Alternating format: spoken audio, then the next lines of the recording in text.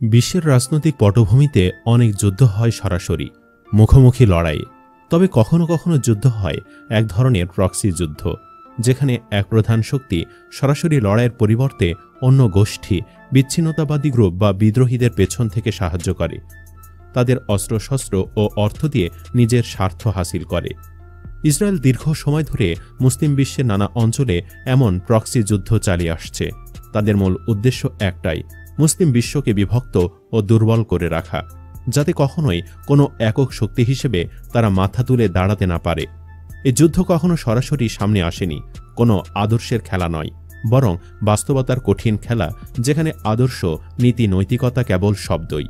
একে একে মুসলিম বিশ্বের বিভিন্ন দেশ, গোষ্ঠী, রাজতন্ত্র, বিদ্রোহী গ্রুপের সঙ্গে ইসরায়েলের সম্পর্ক গড়ে ওঠে তাদের স্বার্থ সিদ্ধির জন্য। দক্ষিণ সুদানের ঘটনাটা বিশেষ একটি নজির। একসময় পুরো সুদান ছিল মুসলিম সংখ্যাগরিষ্ঠ একটি দেশ, তবে দেশের দক্ষিণে বড় একটি অংশ ছিল খ্রিস্টান ও অন্যান্য ধর্মাবলম্বী। বছর দশকের সংঘাত শেষে দক্ষিণ সুদান বিচ্ছিন্ন হয়ে আলাদা রাষ্ট্র গঠন করে। এর পেছনে ইসরায়েলের সহায়তার কথা অনেকেই অজানা থাকেন। ইসরায়েল দক্ষিণ সুদানের বিচ্ছিন্নতাবাদীদের অস্ত্র, অর্থ এবং নানান সাহায্য দিয়ে তাদের স্বাধীনতার পক্ষে কাজ করেছিল। ফলাফল হিসেবে সুদান আজ দুই ভাগে বিভক্ত। মুসলিম বিশ্বের এক শক্তিশালী দেশ দুর্বল হয়ে পড়েছে। ইরাকেও একই কৌশল প্রয়োগ করেছে ইসরায়েল। ইরাকের উত্তরে বসবাসরত কুর্দি জনগোষ্ঠী বহু বছর ধরে স্বায়ত্তশাসনে লড়াই করে আসছিল। ইসরায়েল তাদের সহায়তা করে, তাদের অস্ত্র সরবরাহ করে এবং গোয়েন্দা তথ্য দিয়ে তাদের শক্তিশালী করেছে, যার ফলে ইরাকের কুর্দিস্তান আজ প্রায় স্বায়ত্তশাসিত, কার্যত স্বাধীন অঞ্চল হিসেবে বিবেচিত হয়। ইরাকের কেন্দ্র সরকারের জন্য এটি বড় ধাক্কা। ইসরায়েলের লক্ষ্য স্পষ্ট, ইরাককে দুর্বল করে নিজের অবস্থান শক্ত করা। ইয়েমেনের গৃহযুদ্ধেও ইসরায়েলের হাত রয়েছে। সেখানে রাজতন্ত্র এর পক্ষে সৌদি আরব যুদ্ধ করছে, আর তাদের বিরুদ্ধে লড়ছে হুতি বিদ্রোহীরা। ইসরায়েল সৌদি সমর্থিত রাজতন্ত্রীদের বিস্তৃত সহায়তা দিয়ে হুতিদের শক্তি কমাতে চেয়েছে। এর ফলে যুদ্ধে অংশ নেওয়া আরব দেশগুলোর মধ্যে মিশরের শক্তি ব্যাপকভাবে ক্ষতিগ্রস্ত হয়েছে। এভাবে ইসরায়েলের সহায়তায় যেসব দেশ মুসলিমদের মধ্যে বিভেদ সৃষ্টি করেছে, তার এক নমুনা এই যুদ্ধ। নাইজেরিয়ার ঘটনা আরও চরম। আফ্রিকার সবচেয়ে জনবহুল মুসলিম রাষ্ট্র নাইজেরিয়ায় বায়াফ্রান বিচ্ছিন্নতাবাদী গোষ্ঠীর সঙ্গে ইসরায়েল সংযোগ স্থাপন করে। তাদের উদ্দেশ্য ছিল দেশটিকে টুকরো টুকরো করা, যাতে মুসলিম সংখ্যাগরিষ্ঠ এ রাষ্ট্র দুর্বল হয়ে যায় এবং ইসরায়েলের জন্য কোনো হুমকি না থাকে। ইথিওপিয়া ও ইরিত্রিয়ার অবস্থা আরও জটিল।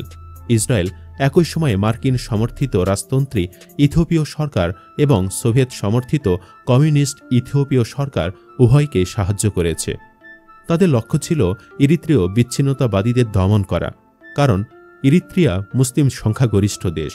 এর মাধ্যমে ইসরায়েল মুসলিমদের শক্তি ছিন্ন ভিন্ন করতে চেয়েছে, যেখানে ধর্মীয় নীতির কোনো গুরুত্ব ছিল না। এছাড়াও পাকিস্তানের প্রসঙ্গও ভিন্ন। 1971 সালে বাংলাদেশ মুক্তিযুদ্ধ চলাকালীন ইসরায়েল বাংলাদেশি মুক্তি ফৌজকে সাহায্য করার আগ্রহ প্রকাশ করেছিল। তবে তখনকার বাংলাদেশের নেতৃবৃন্দ বুদ্ধিমত্তার পরিচয় দিয়ে এই সাহায্য প্রত্যাখ্যান করেছিল, কারণ তারা বুঝতে পেরেছিলেন ইসরায়েলের সাহায্য নিলে মুসলিম বিশ্ব থেকে বিচ্ছিন্ন হয়ে পড়া ছাড়া কিছু হবে না। ইরান ইরাক যুদ্ধের সময় ইসরায়েল ইরানকে গোপনে সমর্থন দিয়ে দুই দেশেরই শক্তি কমিয়ে দেওয়ার চেষ্টা করেছিল। এই যুদ্ধের পেছনে আদর্শ কোনো ব্যাপার ছিল না, শুধু লক্ষ্য ছিল দুই দেশের দুর্বলতা। লিবিয়া ও চাঁদের মধ্যে সংঘাতেও ইসরায়েল লিবিয়ার বিরুদ্ধে চাঁদিয়ান বিদ্রোহীদের সমর্থন দিয়ে অঞ্চলের রাজনৈতিক ভারসাম্য নষ্ট করে। আফগান যুদ্ধের সময় ইসরায়েল পাকিস্তানের মাধ্যমে আফগান বিদ্রোহীদের সাহায্য করেছিল, কারণ তারা তখন সোভিয়েত ইউনিয়নের বিরুদ্ধে যুদ্ধ করছিল।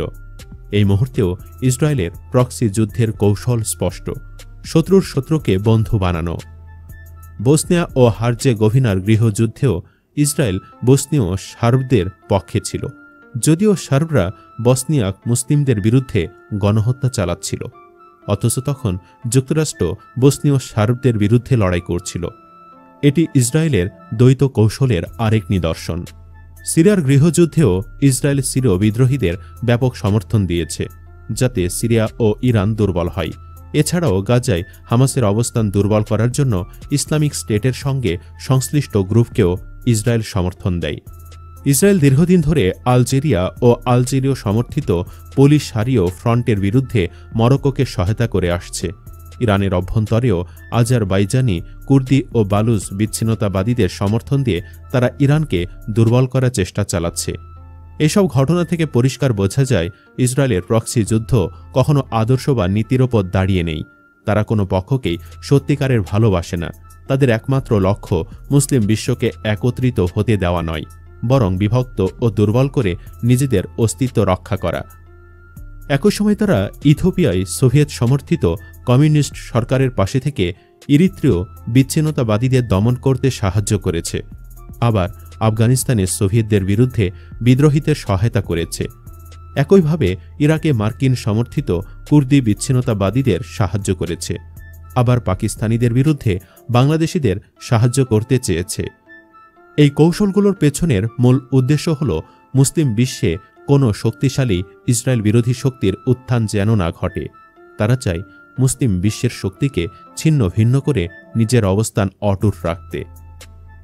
আজকের এই পৃথিবীতে যখন প্রযুক্তি, অর্থনীতি, সামরিক শক্তি দিয়ে বড় বড় দেশ নিজেদের স্বার্থ রক্ষা করে, তখন আমাদেরও বুঝতে হবে আমাদের ঐক্যই শক্তি। বিভক্ত হলে আমরা দুর্বল হব, আর দুর্বল থাকলে কোনো শত্রু আমাদের সহজে পরাস্ত করতে পারবে। মুসলিম বিশ্বকে এখন প্রয়োজন একতার বার্তা, পারস্পরিক বোঝাপড়া এবং সব বাধা পেরিয়ে একযোগে চলার মনোভাব। না হলে ইসরায়েলের প্রক্সি যুদ্ধ চলতে থাকবে, আর আমরা ইতিহাসের এক অন্ধকার অধ্যায়ে বন্দী হয়ে থাকব।